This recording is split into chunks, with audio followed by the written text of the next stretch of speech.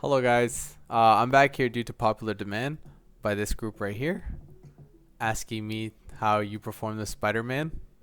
Because the question was, do you take a number 1 or a number 2 sitting down or standing up? And everybody knows the hygienic way is sit down no matter what, but some people don't believe it and believe in the splashback. But the real man's way to do it is doing the Spider-Man. Now let's break into this. So if this is the toilet, right? This is the toilet seat right here. Perfect. In all its glory.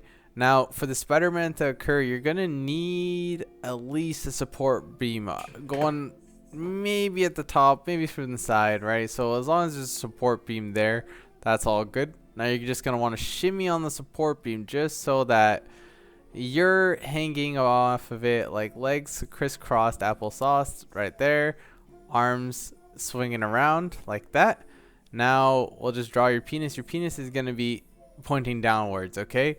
So now this is where the real men get that supreme sniper eye going. So you're going to want to poo right on top of the bowl just so that it drips down and kerplunks right in the middle.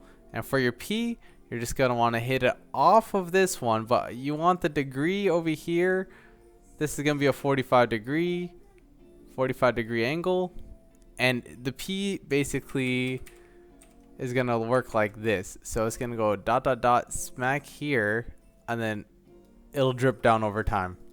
So by morning, all your pee will have dripped slowly off of the roof into the toilet, and you could just shimmy on down. Some people like to swan dive into the toilet, get their bum stuck in there, and then it gives it a nice rinse. But I like to just walk down and go take a shower right after, and then flush away. And that is how you do the Spider-Man.